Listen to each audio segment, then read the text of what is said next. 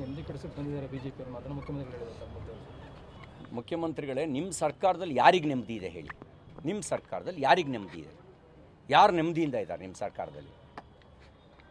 ನಿಮ್ಮ ಈಗ ಕಲ್ಲು ಹೊಡಿಸೋದಕ್ಕೆ ಬಿ ಜೆ ಪಿಯವರ ಬಂದಿದ್ದು?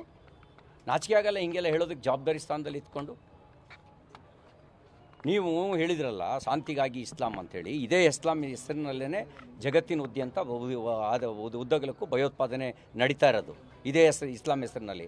ಇದೇ ಇಸ್ಲಾಂ ಹೆಸರಿನಲ್ಲೇ ಪಾಕಿಸ್ತಾನದಲ್ಲಿ ಅಲ್ಲಿ ಹಿಂದೂಗಳನ್ನು ಮಾರಣಹೋಮ ಮಾಡಿದ್ದು. ಇದೇ ಇಸ್ಲಾಂ ಹೆಸರಿನಲ್ಲಿ ಬಾಂಗ್ಲಾದೇಶದಲ್ಲಿ ಮಾರಣಹೋಮ. ಇದೇ ಇಸ್ಲಾಂ ಹೆಸರಿನಲ್ಲೇ DJ ಹಳ್ಳಿ KJ ಹಳ್ಳಿಲಿ ಪೆಟ್ರೋಲ್ ಹಾಕಿ ಸುಟ್ಟಿದ್ದು ನಿಮ್ಮ ದಲಿತ ಶಾಸಕನ ಮನೇನ. ಇದೇ ಇಸ್ಲಾಂ ಹೆಸರಿನಲ್ಲಿ. ಇದೇ ಇಸ್ಲಾಂ ಹೆಸರಿನಲ್ಲೇ ಉದಯಗಿರಿ ಠಾಣೆ ಮೇಲೆ ನಿಮ್ಮ ಊರಿನಲ್ಲಿ ಮೈಸೂರಿನಲ್ಲಿ ಮಾನ್ಯ ಮುಖ್ಯಮಂತ್ರಿಗಳೇ ನಿಮ್ಮ ಠಾಣೆ ಮೇಲೆ ಕಲ್ಲು ಹೊಡೆದವರು ಇದೇ ಶಾಂತಿದೂತರು. ಇದೇ ಶಾಂತಿದೂತರೇ ನಾಗಮಂಗಲದಲ್ಲಿ ಪೆಟ್ರೋಲ್ ಬಾಂಬ್ ಹಾಕ್ತವ್ರು ಗಣಪತಿ ಮೆರವಣಿಗೆ ಮೇಲೆ.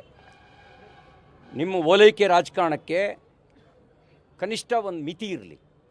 ಅಜ್ಞಾನದಿಂದ ನೀವು ದಾರಿ ತಪ್ಪಿದ್ದೀರಿ, ಜನರನ್ನು ಯಾಕೆ ದಾರಿ ತಪ್ಪಿಸ್ತೀರಿ?